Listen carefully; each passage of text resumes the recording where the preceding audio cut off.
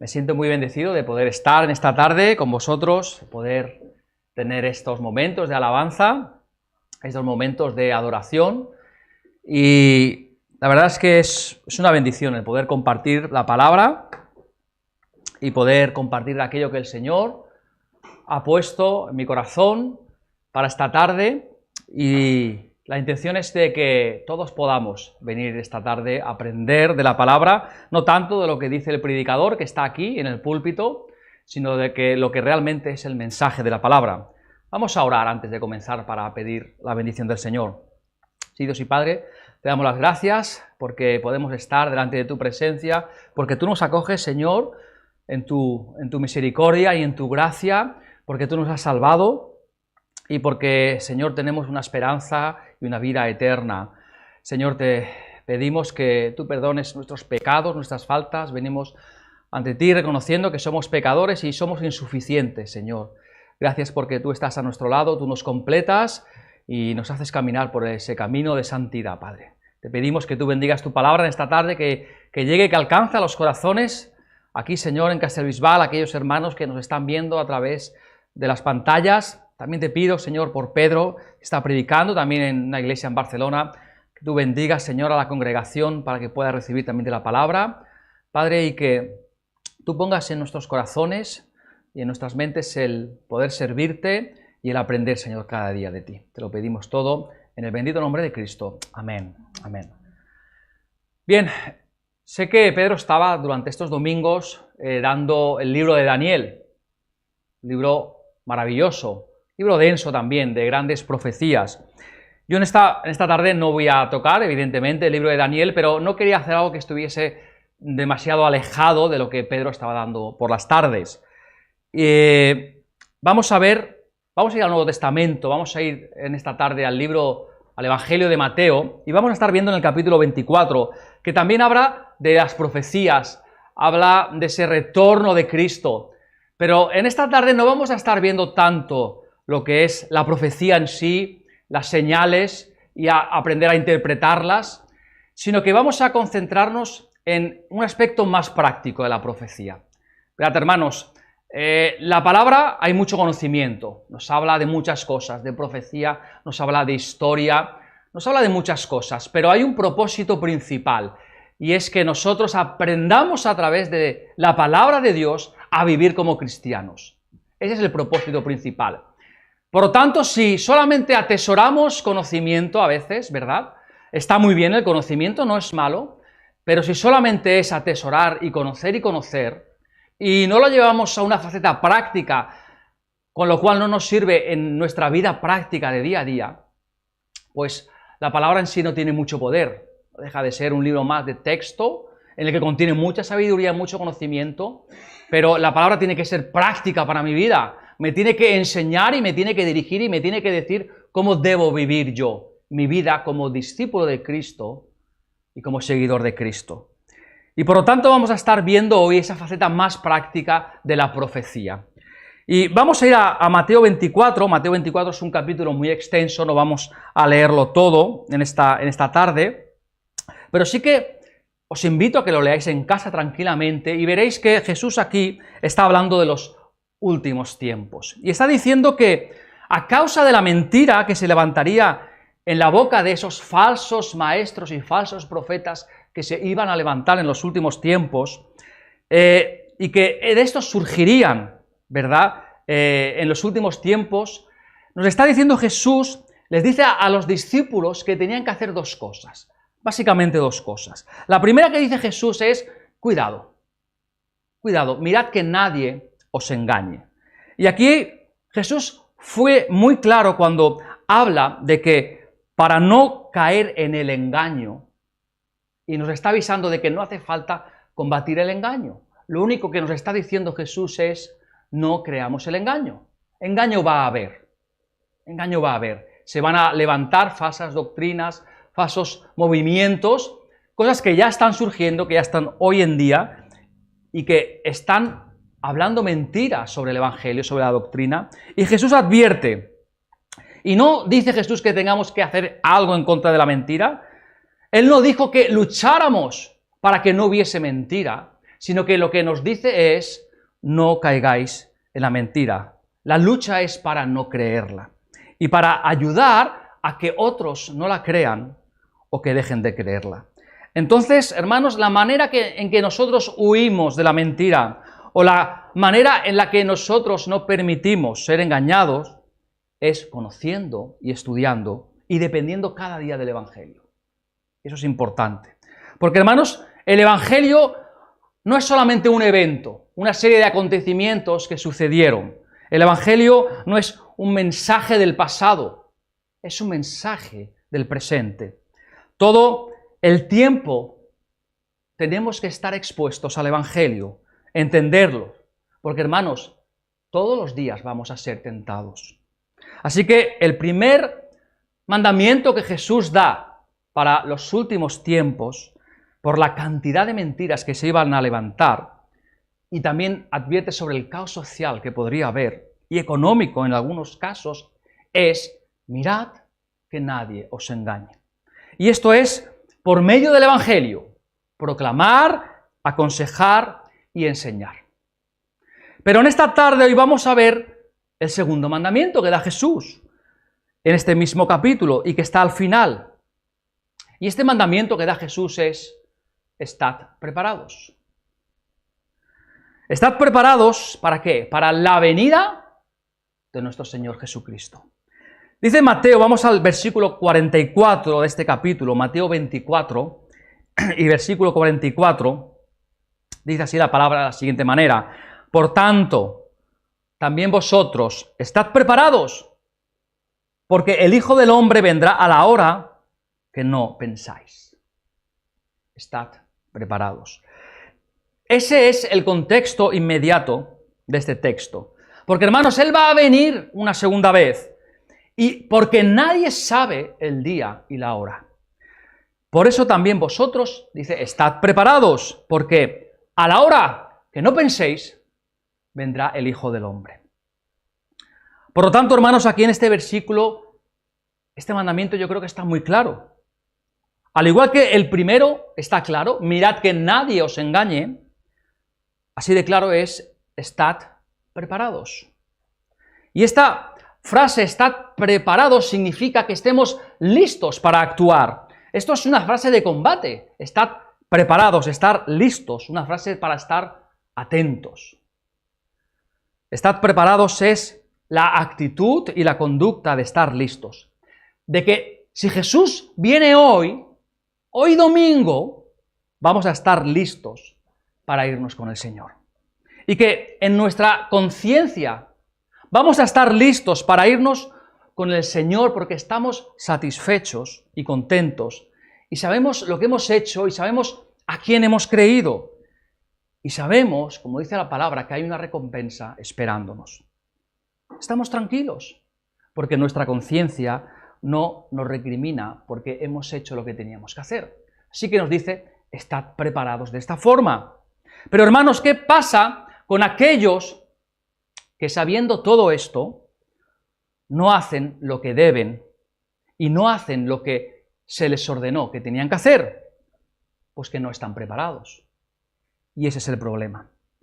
Hermanos, y a partir de este momento, a partir de este texto, Jesús va a trabajar este mensaje y va a trabajar este mandamiento de estar preparados. Estad listos para iros, estar listos para actuar, porque ciertamente Él vendrá. Estad preparados porque a la hora que no penséis, vendrá el Hijo del Hombre. Y hermanos, este título, Hijo del Hombre, es un título impresionante, impresionante. Y vamos a encontrar varias veces que Jesús se nombra a sí mismo como Hijo del Hombre. A la luz de este mismo texto bíblico, vemos que esta frase o este título que Jesús habló, ¿sabéis dónde aparece por primera vez? Aparece en el libro de Daniel. En el libro de Daniel. Y en el profeta Daniel habla diciendo que él vio como el Hijo del Hombre venía, descendía del cielo y venía a salvar su pueblo y a juzgar. Entonces los judíos, conociendo este pasaje y este texto, los judíos estaban esperando al Mesías. Estaban esperando a este Hijo del Hombre. Y identificaban el Hijo del Hombre con el Mesías. Por eso es que cuando Jesús decía, yo soy el Hijo del Hombre, que ellos querían apedrearle porque se estaba haciendo igual a Dios. Igual a Dios. Entonces, fijaros, Jesús se ocupa aquí este título, Hijo del Hombre, y prácticamente aquí está diciendo Jesús tres cosas acerca del mismo. Lo primero que está diciendo él es que Él es el Señor Salvador por el cual Daniel estaba profetizando. Número 2, está diciendo que Jesús fraterniza con los hombres. Es decir, que Él es el Dios encarnado y que por tanto nos entiende, nos comprende y que Él viene a perdonarnos y que Él viene a darnos consuelo. Y en tercer lugar, lo que nos dice con esta frase es que también Él viene a juzgar a vivos y a muertos. Y ese es el sentido por el cual Él está diciendo, estad preparados. Por tanto, también vosotros estad preparados, porque el Hijo del Hombre vendrá a la hora que no penséis. Hermanos, porque va a haber un juicio. Va a venir para juzgar. Vendrá por segunda vez para juzgar. Por lo tanto, prepárate. Estad preparados. Ahora, fijaros, el tiempo verbal en el que se encuentra esta frase, estad preparados, ¿lo está diciendo en pasado? No está en pasado. ¿Está hablando del futuro? ¿Preparaos? No, tampoco. Está en presente.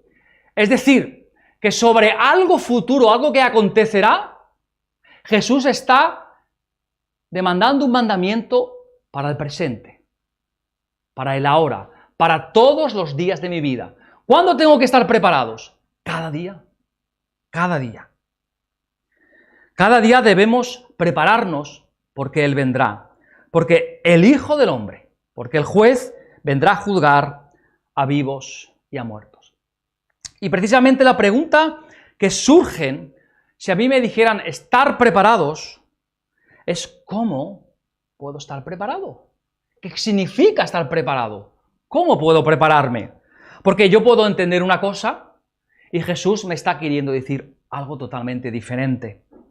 Entonces, para nosotros poder entender este texto a la luz de Mateo 24, de que a qué se refiere estar preparado, viene Jesús e inmediatamente va a hablar de tres parábolas. Tres parábolas. Mateo describe tres parábolas que Jesús habló seguidamente después de esto. Y las tres parábolas responden precisamente a la pregunta a la que se refiere Jesús con estar preparados. No nos vamos a detener en los detalles de la parábola, sino que vamos a ir al mensaje central. Porque el contexto en el cual vienen estas parábolas es importante. Recordemos, Jesús está hablando de los últimos tiempos. Los falsos maestros se habían levantado, las mentiras eran muy fuertes, las mentiras eran muy creíbles. Y además de eso, el texto nos habla de terremotos, de guerra, rumores de guerra, de pestilencias, de enfermedades. Ese es el contexto. Y en ese contexto, uno, mirad que nadie os engañe, y dos, estad preparados. La primera parábola es la parábola del siervo fiel e infiel. Vamos a ir al versículo 45, en este mismo capítulo de 24 de Mateo, versículos del 45 al 51. Dice así: ¿Quién es, pues, el siervo fiel y prudente, el cual puso su señor sobre su casa para que les dé el alimento a tiempo? Bienaventurado aquel siervo al cual, cuando su señor venga, le haya haciendo así. De cierto os digo que sobre todos sus bienes le pondrá.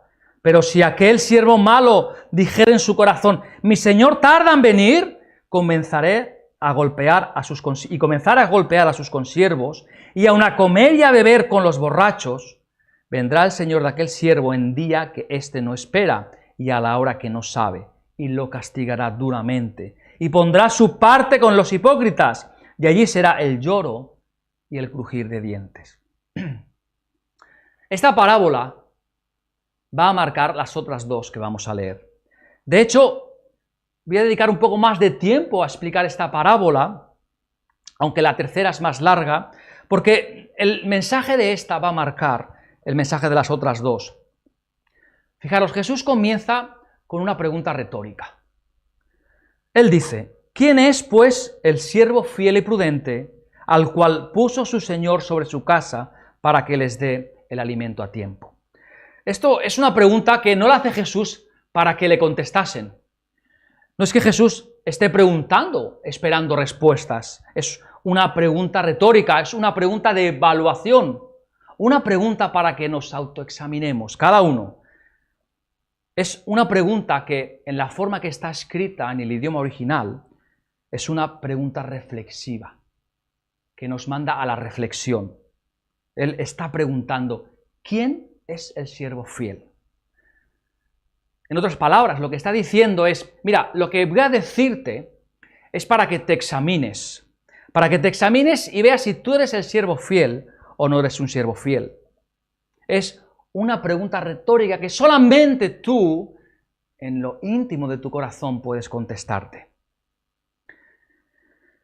Como dice el apóstol Pablo a los Corintios, ¿verdad?, que nos manda que nos examinemos si en verdad estamos en fe. Pues básicamente es eso. Eso es la intención de esta parábola, que nos examinemos cada uno. Y recordad, ¿a quién Jesús les está diciendo esta parábola? ¿A quién Jesús está hablando? ¿A quién Jesús está interpelando? ¿Cuál era su audiencia en ese momento? ¿Eran los fariseos? ¿Era el pueblo? No, eran los discípulos. Jesús está hablando directamente a los discípulos. A esos discípulos que le habían preguntado de estas cosas. Los discípulos se habían dirigido al Señor y le habían pedido: bueno, ¿y cuándo vas a regresar? ¿Y cuáles van a ser esas señales? Y Jesús le estaba contestando. Y entonces Jesús viene ahora a estos mismos discípulos a enseñarle para que se evalúen si realmente ellos eran discípulos. ¿Quién es, pues, el siervo fiel? Ahora, interesante esta palabra fiel. Esta palabra fiel significa confiable. Es decir, que una de las cosas que marca el testimonio de alguien que es un verdadero discípulo de Cristo es que es confiable. Un verdadero discípulo de Cristo es confiable. ¿Pero confiable en qué sentido? Confiable en el sentido de que se le da una tarea y la lleva a término, la realiza y la termina, que va a hacerla, que va a concluirla. Por eso es confiable. Piensa, si tú fueses el dueño de una empresa, ¿a quién querrías tú delegar las mayores responsabilidades? A tus empleados más fieles y confiables. Por lo tanto, lo que nos está diciendo es que si tú eres confiable, se te van a dar tareas de responsabilidad. Entonces, lo primero que dice Jesús es: ¿quién es, pues, el siervo fiel? Es decir, aquel que es confiable. Y número 2, habla también y dice la palabra prudente. Prudente, fiel y prudente. Y esta palabra es importante porque la palabra prudente aquí es un poco diferente en el sentido a nuestro idioma. La palabra prudente en el original griego significa demostrar el sentido justo en los asuntos prácticos de la vida. En la Biblia, cuando habla de una persona prudente no es aquella que evita los problemas, sino que el prudente es aquel que toma decisiones diarias y que en esas decisiones diarias demuestra ser justo y demuestra ser sabio. Y que demuestra con sus acciones que es un verdadero creyente. Y lo demuestra cuando nadie lo ve. Y lo demuestra en cualquier circunstancia. Porque, hermanos, la prudencia bíblica se demuestra en cada día de nuestra vida y se demuestra en las cosas más pequeñas y más triviales. Es decir, que Jesús, fijaros, está refiriendo a lo más común de nuestro día a día. Aquellas cosas en las que nadie de la iglesia nos está viendo, en la que a lo mejor nadie nos conoce en ese contexto. ¿Quién es, pues, este siervo confiable y prudente, que es justo, que es sabio, que actúa según la palabra del Señor, aquel que actúa así en los asuntos prácticos de la vida diaria, dice. Y dice que a este, su Señor lo puso sobre su casa. Y aquí esta palabra también es importante entenderla, porque aquí cuando dice casa, no se está refiriendo a la casa del Señor. En esta parábola no es la casa del amo. Recordamos una vez más que en los tiempos de Jesús, un señor podía tener esclavos. Y los esclavos trabajaban en la casa del Señor durante el día. Pero cuando Él está diciendo, ¿quién es pues el siervo fiel y prudente, el cual puso su Señor sobre su casa para que les dé el alimento a tiempo? Aquí la palabra casa en griego es casa de servidumbre. Casa de servidumbre. ¿Os acordáis cuando Moisés saca al pueblo de Israel de Egipto? Y ¿os acordáis las palabras del Señor que les dijo a Moisés? He aquí, yo les libré de casa de servidumbre. Ese es el concepto. Son las casas de los esclavos. Y aquí esto es importante en esta parábola. Porque ¿sabéis lo que está diciendo Jesús? El siervo fiel y prudente es aquel al que su Señor envió a la casa de los esclavos, donde viven los esclavos. El Señor de la casa los mandó a la casa de los esclavos, donde habitan los esclavos, y le mandó algo para hacer algo con los demás consiervos: dadles de comer. Es como si Jesús estuviese preguntando hoy aquí, ¿quién en esta iglesia es un siervo fiel que el Señor puso en esta congregación para alimentar a los demás con alimento diario? Porque, hermanos, en la parábola se va a enfocar en lo que el siervo tiene que hacer, pero no con su Señor, sino que en lo que el siervo tiene que hacer con los esclavos. Y esto, lo que el siervo tiene que hacer con los esclavos, va a demostrar si es un discípulo o no de Cristo. Entonces, fijaros, versículo 46, viene y dice, bienaventurado aquel siervo al cual cuando su Señor venga, le halle haciendo así, dando de comer a sus consiervos. ¿Lo veis? Sirviendo, sirviendo. Luego, versículo 48 al 51 dice, pero si aquel siervo malo dijera en su corazón, mi Señor tarda en venir, y comenzara a golpear a sus consiervos, y aun a comer y a beber con los borrachos, vendrá el Señor de aquel siervo en día que éste no espera, y a la hora que no sabe, y lo castigará duramente, y pondrá su parte con los hipócritas. Allí será el lloro y el crujir de dientes. El siervo bueno de esta parábola es el que cumple su función por la cual el Señor lo puso en la casa de servidumbre, es decir, alimentar a tiempo a sus hermanos. Y el malo de la parábola es aquel que dice, no, mi Señor va a tardar. Por lo tanto, fijaros, en su vida ya no es prudente. Es decir, que ya no está practicando obras justas en el trabajo.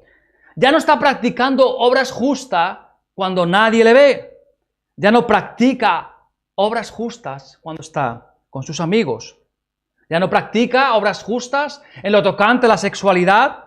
Ya no practica obras justas en lo tocante a los negocios, porque piensa que su Señor va a tardar.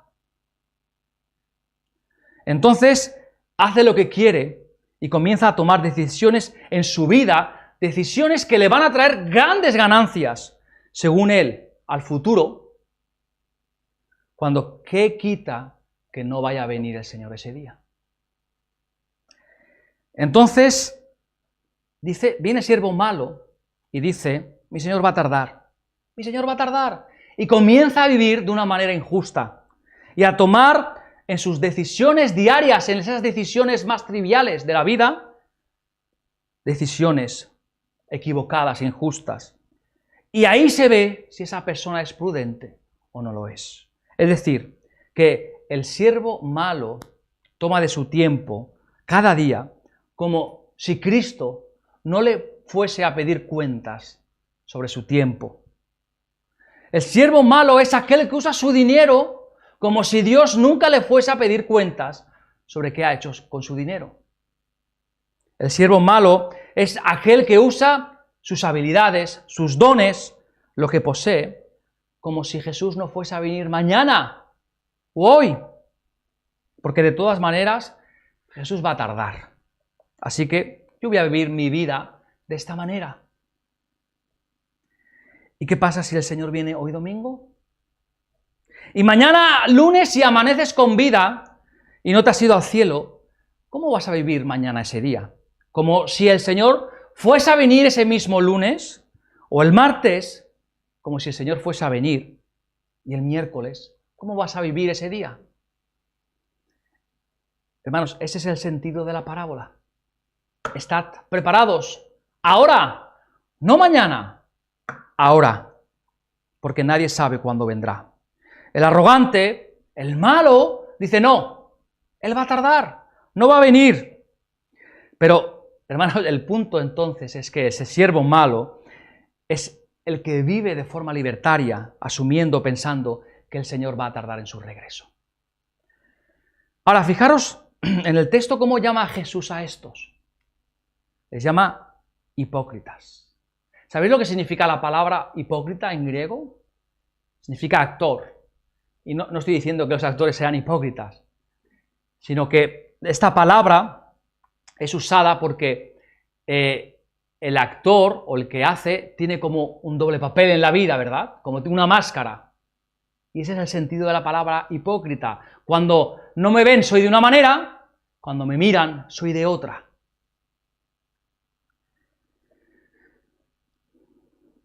Es decir, que tiene como una doble personalidad, una pública y una privada. Hay un pasaje paralelo a este texto que se encuentra en Lucas 12, que en lugar de poner hipócritas, aquí dice la palabra infiel. En otras palabras, ¿quién es el hipócrita aquí que está mencionando Jesús? Hermanos, el hipócrita es aquel que puede venir a la iglesia, puede orar en público, pero que realmente no le gustan las cosas santas. No le gusta lo santo, no le interesa, ni siquiera considera que necesite la ley de Dios para su vida diaria, sino que justifica sus actos diarios todo el tiempo.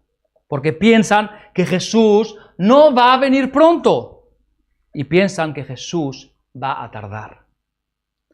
Y es que, hermanos, la parábola dice que el Señor vendrá cuando la gente piense que no.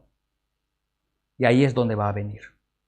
Es decir, que cuando el Señor venga, significa que el estado espiritual del mundo va a ser terrible. Va a ser terrible, porque será cuando la gente piense que Él ya no va a volver, que no va a venir. Y ahí es donde Él va a juzgar. Hermanos, la idea central de esta parábola es que en los últimos tiempos no solamente debemos de predicar el Evangelio para que nadie nos engañe, sino que al mismo tiempo nos impulsa, nos invita a vivir como verdaderos discípulos de Cristo. La idea es de que en los últimos tiempos no solamente debemos estudiar el Evangelio, no solamente debemos predicar y proclamar el Evangelio, sino que al mismo tiempo tenemos que vivir de una forma que muestre claramente que somos discípulos de Cristo, con una conducta propia de un discípulo de Cristo. No vale solamente con creer o no creer, sino que tenemos que vivir de una determinada manera. Y es que, hermanos, en esta parábola vemos algo muy importante, y es la buena disposición. La buena disposición. La buena disposición del discípulo, del siervo de Cristo, no consiste en estar esperando a su maestro así, asomado a la ventana hasta que él venga, ¿verdad? La actitud del buen siervo es que, asumiendo que su Señor puede tardar, trabaja diligentemente en lo que el Señor le encomendó, usando los dones que Él le dio, el tiempo que le dio, el dinero que le dio y todo para el reino.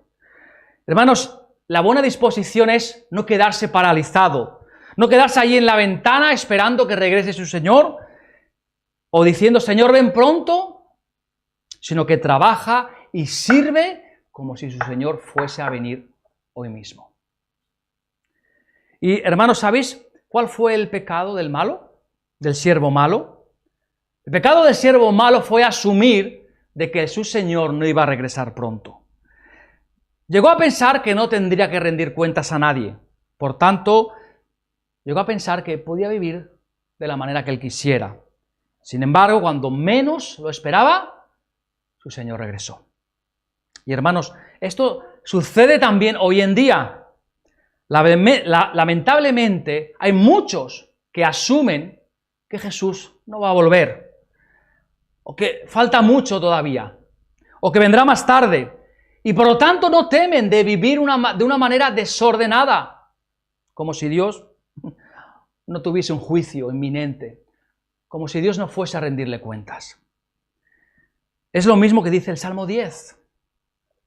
Salmo 10, no hace falta que lo busquéis. Salmo 10 dice del versículo 3 al 6, porque el malo se jacta del deseo de su alma, bendice al codicioso y desprecia a Jehová. El malo, por la altivez de su rostro, no busca a Dios. No hay Dios en ninguno de sus pensamientos. Sus caminos son torcidos en todo tiempo. Tus juicios los tiene muy lejos de su vista. A todos sus adversarios desprecia. Dice en su corazón, no seré movido jamás. Nunca me alcanzará el infortunio. Y lo mismo dice el Salmo 73, y lo mismo dice el capítulo 1 de Sofonías. Cosas similares, que el malvado, asumiendo que su Señor vendrá tarde, o que el juicio será tarde, o que Dios no hace nada, entonces cada uno vive como quiere.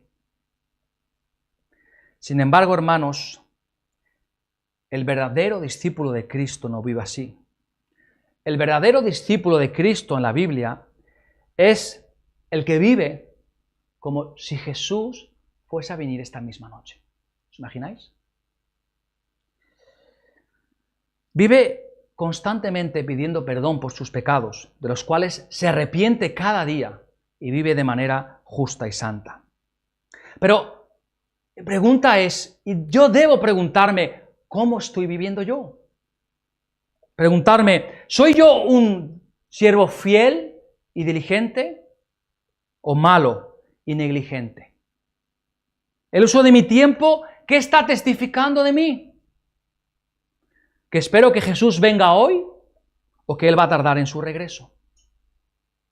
¿El uso de mi dinero? ¿Qué está predicando? ¿Que Jesús vendrá tarde o que Jesús viene hoy?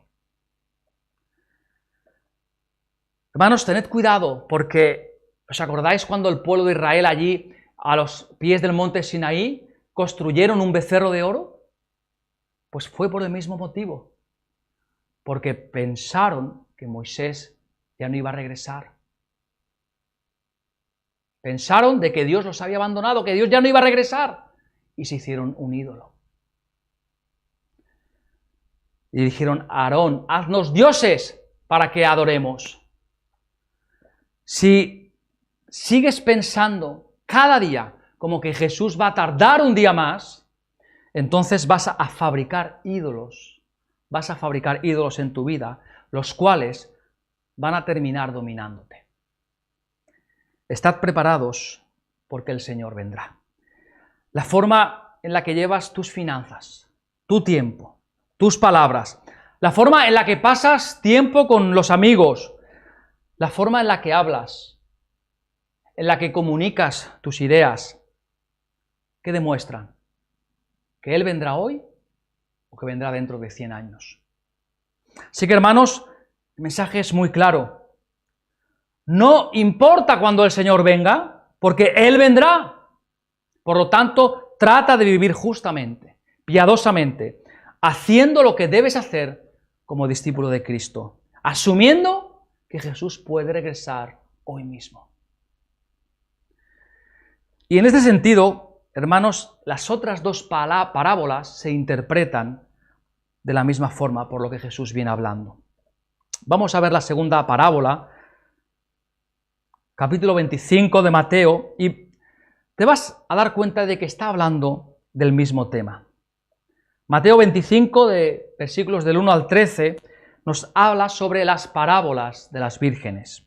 Dice así: entonces el reino de los cielos será semejante a 10 vírgenes que, tomando sus lámparas, salieron a recibir al esposo. 5 de ellas eran prudentes y 5 insensatas. Las insensatas, tomando sus lámparas, no tomaron consigo aceite, mas las prudentes tomaron aceite en sus vasijas, juntamente con sus lámparas. Y tardándose el esposo, cabecearon todas y se durmieron. Y a la medianoche se oyó un clamor: aquí viene el esposo, salid a recibirle. Entonces todas aquellas vírgenes se levantaron y arreglaron sus lámparas. Y las insensatas dijeron a las prudentes: dadnos de vuestro aceite, porque nuestras lámparas se apagan. Mas las prudentes respondieron diciendo: para que no nos falte a nosotras y a vosotras, id más bien a los que venden y comprad para vosotras mismas. Pero mientras ellas iban a comprar, vino el esposo. Y las que estaban preparadas entraron con él a las bodas, y se cerró la puerta. Después vinieron también las otras vírgenes, diciendo: Señor, Señor, ábrenos. Mas él respondiendo dijo: de cierto os digo que no os conozco. Velad pues, porque no sabéis el día ni la hora en que el Hijo del Hombre ha de venir. Mientras esperaban al novio, las damas de honor, por aquí vírgenes significa damas de honor, las damas de honor tenían que haber estado preparándose, asumiendo que el novio podía llegar tarde. Ellas tenían que haber previsto eso. Pero fijaros, las insensatas dijeron: no, él puede tardar, va a tardar, no hace falta. Y entonces, ¿qué ocurrió? Que no aprovisionaron. Mientras que las justas dijeron: vamos a tomar aceite, porque puede ser que tarde, porque realmente querían ser damas de honor. Ahora, fijaros, el problema de las 5 vírgenes insensatas no es que ellas se durmieron.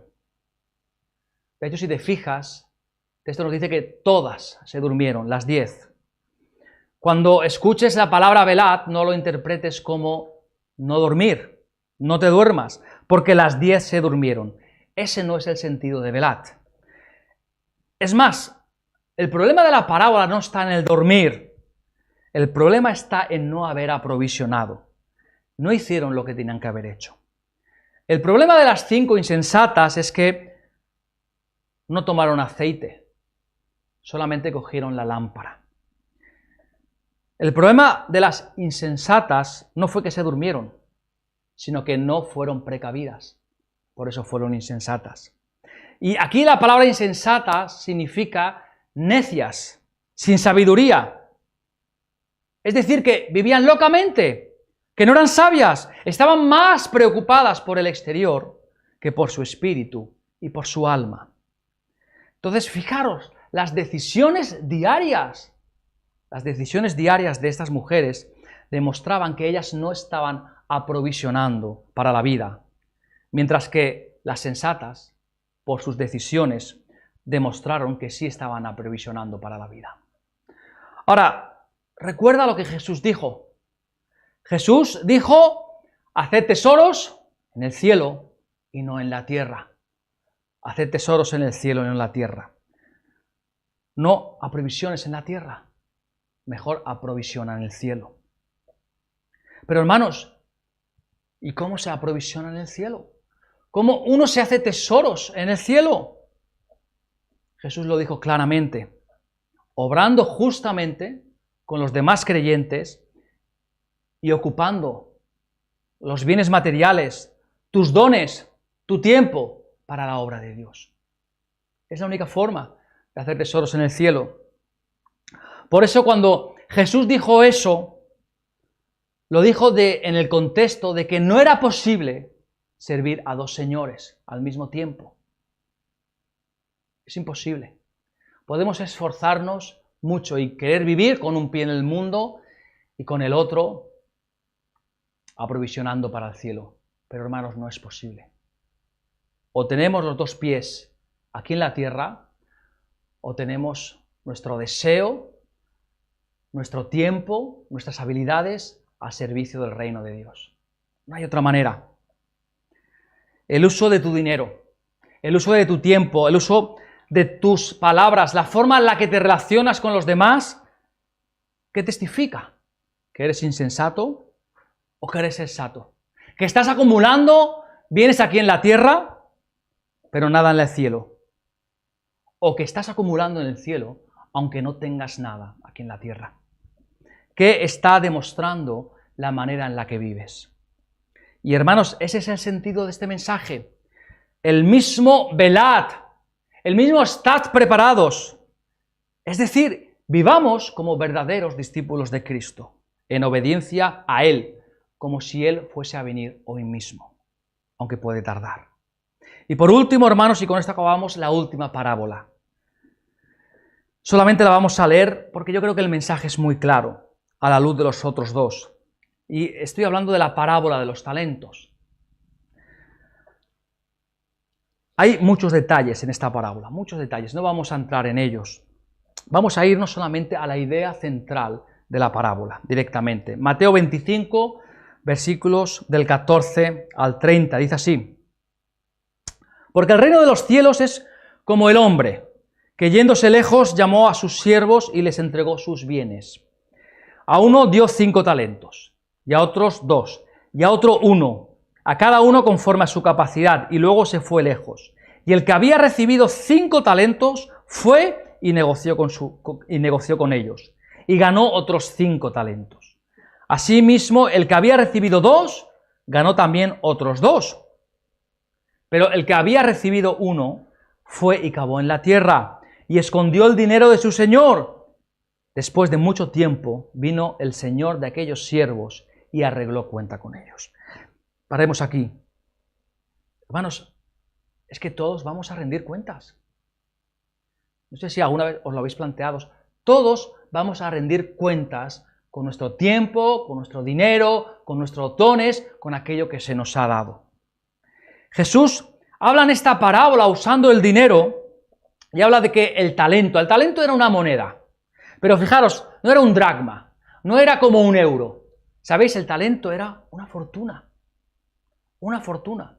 Hay comentaristas bíblicos que han intentado hacer la extrapolación a nuestros días y suponía millones de euros a lo que sería nuestro día. Era una verdadera fortuna.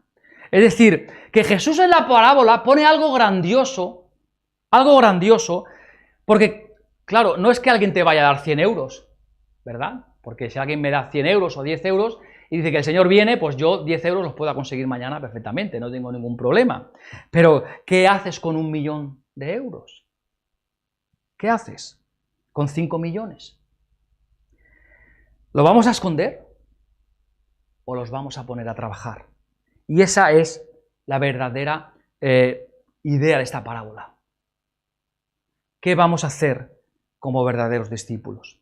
Y entonces, en este contexto, fijaros, viene el Señor y pide cuentas. Seguimos versículo 20. Y llegando el que había recibido 5 talentos, trajo otros 5 talentos, diciendo: Señor, 5 talentos me entregaste. Aquí tienes, he ganado otros 5 talentos sobre ellos. Y su señor le dijo: Bien, buen siervo fiel. Sobre poco has sido fiel, sobre mucho te pondré. Entra en el gozo de tu señor.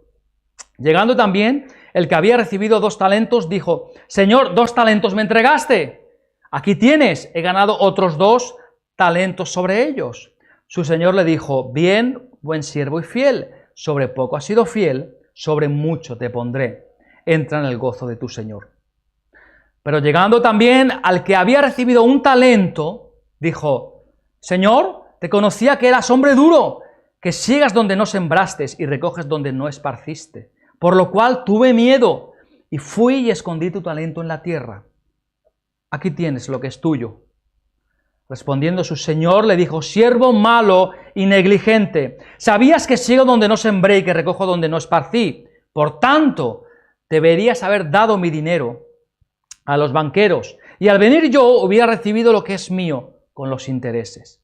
Quitadle pues el talento y dadlo al que tiene 10 talentos, porque al que tiene le será dado y tendrá más, y al que no tiene, aun lo que tiene le será quitado.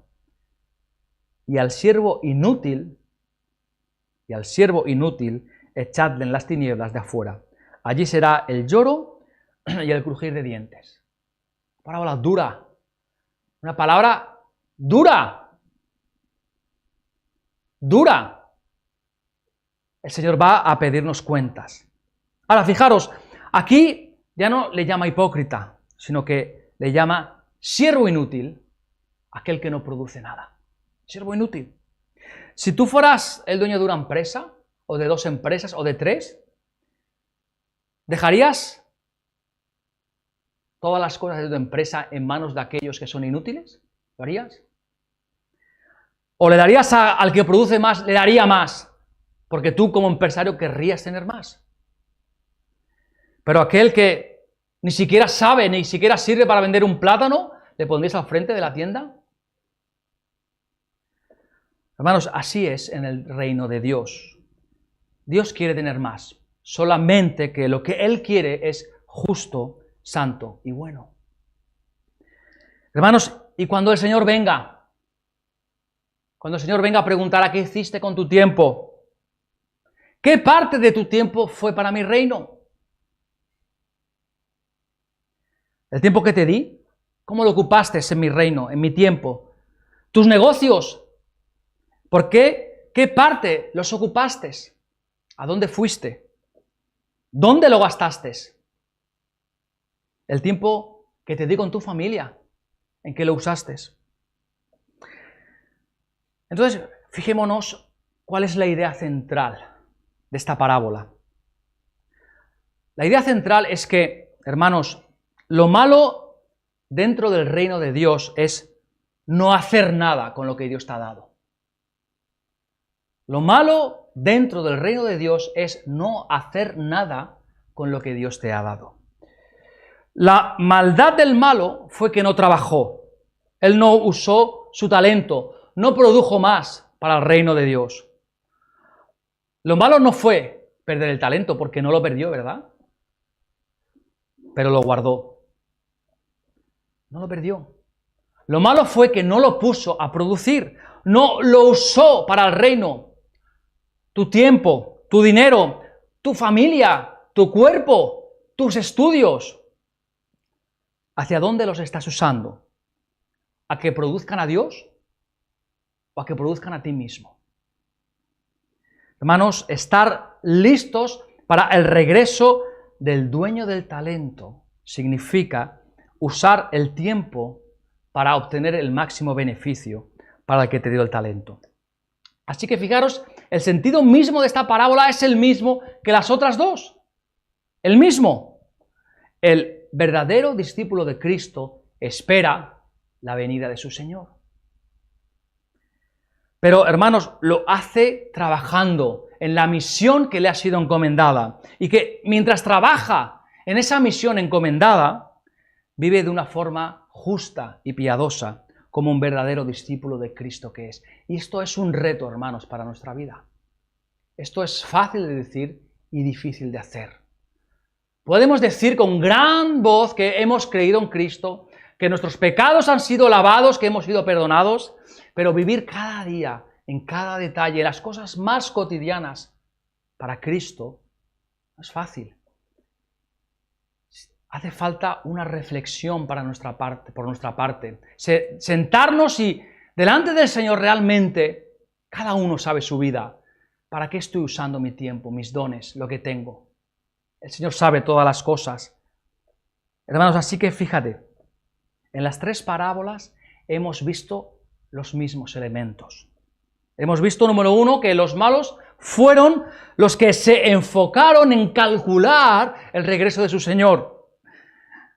Los malos se enfocaron en calcular el regreso del amo, juzgando que él iba a tardar, y vivieron de manera desordenada y de manera injusta, sin temor.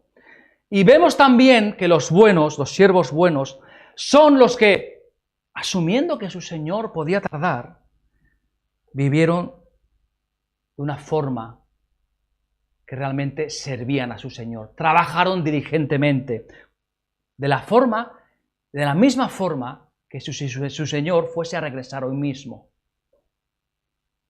¿Cuál era la convicción de que el Señor iba a regresar para el siervo bueno y el malo? La misma. Nadie sabía. El Señor nos dice, nadie sabe el día ni la hora. La convicción era la misma. Pero unos se dedicaron a calcular y a pensar de que iba a tardar. Y bueno, voy a hacer lo que a mí me dé la gana. Sin embargo, el siervo bueno en las 3 parábolas trabajó diligentemente para el Señor, como si Él fuese a regresar. Y hermanos, es un reto levantarnos cada día y pensar, voy a ponerme delante del Señor como si Él fuese a regresar hoy. Porque ¿os imagináis que Él regresara hoy? Yo creo que nuestra actitud sería muy diferente, ¿verdad? Pues ese es el sentido de las 3 parábolas. Hermanos, un llamamiento a ser fieles para Dios y el reino de Dios, para vivir dignamente y piadosamente como un discípulo de Cristo, como cualquier discípulo de Cristo es llamado a vivir, como cada uno de nosotros hemos sido llamados a vivir. Hermanos, así que nosotros debemos hacer hoy aquello para lo que el Señor nos ha llamado. Sabemos que todos hemos nacido pecadores, ¿verdad? Todos hemos nacido pecadores. Pero que Dios, encarnándose en la figura, en la persona de Jesucristo, bajó, moró aquí en la tierra y por lo tanto, hermanos, Él dio su vida por nosotros. Nacimos pecadores y Él vino a salvarnos. Y ahora, fijaros, nuestra posición es que Él nos ha salvado y estamos esperando su regreso. Su regreso. Y ya fuese que el Señor regrese hoy o que nosotros vayamos a Él porque Él nos llame, tendremos que rendir cuentas, hermanos. Y esto que hemos visto en estas 3 parábolas, esto que hemos visto que Jesús habla a sus discípulos, yo creo que esto tiene grandes consecuencias y grandes implicaciones para nosotros. Y porque este texto, hermanos, nos habla de nuestra responsabilidad, no solamente del pastor y de aquellos que dirigen, sino de nuestra responsabilidad acerca de discipular a la iglesia. Discipular a la iglesia para que los miembros crezcan, para tener comunión los unos a los otros, para servir a los demás, porque esto es trabajar para el reino. ¿O qué pasa? ¿Que solamente el pastor, los misioneros, los obreros son los que han sido llamados a trabajar en el reino? Es un llamamiento a cada creyente. Pero hermanos, fijaros que para hacer todo esto se requieren recursos. Se requieren de personas jóvenes que digan sí, yo quiero servir al Señor. Se requiere de personas adultas que digan sí, yo quiero servir al Señor. Y hermanos, se requiere de tiempo, de planificación y de recursos económicos. Entonces, hermanos, tenemos que entender que en la vocación que Dios te colocó, tienes una misión que cumplir.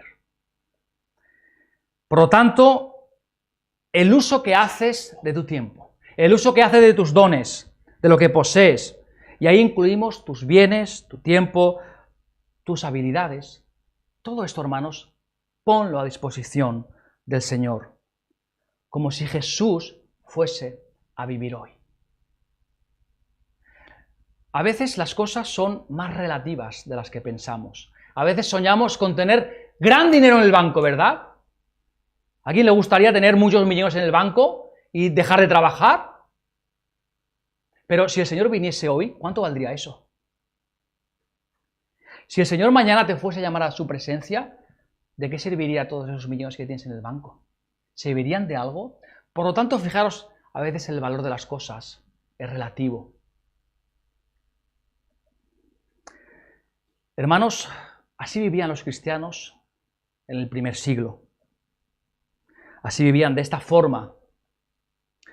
Y por eso, precisamente, creció el Evangelio. Y así, hermanos, fue el espíritu de la Reforma. Vivir para Cristo en cada momento. Vivir para Cristo todo el tiempo. Así que, hermanos, la pregunta con la cual termino en esta tarde es, ¿cómo puedo aprender a estar preparado? comprométete con el Señor. Comprométete con el Señor de cuidar de su iglesia local, de ser un siervo fiel, de ser un siervo confiable para el reino de Dios, cuidando donde Dios te puso. No hay trabajo pequeño, y lo hemos dicho muchas veces, aquí en esta iglesia se ha repetido muchas veces, no hay trabajo grande ni trabajo pequeño, solo hay un trabajo que es el que dignifica y que sirve al Señor. Solo hay uno. O estás sirviendo al Señor o te estás sirviendo a ti mismo. Hermanos, el Señor nos ha colocado en esta iglesia. Nos podía haber puesto en otra. No sé dónde estaremos dentro de unos años. Ahora estaremos aquí. Pero esta es nuestra comunidad de fe. Por lo tanto, sirvamos donde el Señor nos ha puesto. No estemos esperando el momento perfecto, o esperando a que la iglesia sea perfecta, o esperando a que se dé una situación favorable para mí. Pongámonos a servir desde este momento, porque puede ser que el Señor venga hoy. Aprende a ser un verdadero discípulo en Cristo. Hermanos, estemos preparados porque el Señor viene. Y si no somos capaces de vivir con esta convicción, va a ser una vida, sí vamos a ser creyentes porque hemos creído, pero va a ser una vida muy triste, confiando en nuestras posesiones, en nuestras habilidades, en nuestro trabajo, confiando en toda esa serie de cosas que hoy las tenemos, pero mañana puede ser que no estén. Hermanos, 3 parábolas para meditar. 3 parábolas que hablan exactamente de lo mismo. Estad preparados. Hermanos, estad preparados porque el Señor viene. Y que de verdad que cada mañana este reto en nuestra vida sea este, de decir, hoy voy a vivir para Cristo como si Él fuese a venir. Vamos a orar, hermanos. Dios y Padre, te damos las gracias porque tu palabra habla de forma clara e inequívoca a nuestras vidas. Gracias porque en ella nos enseña, nos discipula, nos da, Señor, la convicción de que tú nos has salvado, de que somos hijos tuyos, pero, Señor, de que tú vas a regresar un día. Sabemos que tú vas a venir a juzgar a todas las naciones y los pueblos. Y, Señor, sabemos que tú quieres lo mejor para nosotros. Ayúdanos a vivir de esta manera, de ser confiables para tu reino, de ser siervos fieles, de, Señor, de atesorar en el cielo y de vivir como si tu Hijo Jesucristo fuese a venir hoy mismo. Ayúdanos a tener esa convicción de, Señor, de amarte, de adorarte, de servirte cada día.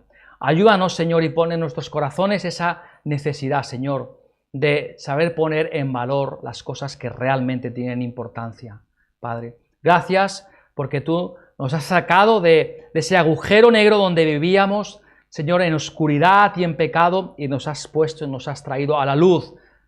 Ayúdanos, Señor, a vivir como siervos y discípulos de la luz, Padre. Gracias por tu palabra. Te pedimos, Señor, que tú nos bendigas, Señor, que tú nos des nuevas fuerzas cada día, Señor, para estar a tu lado y para servir a los hermanos, Señor. Te lo pedimos en el bendito nombre de Cristo. Amén. Que el Señor bendiga, hermanos.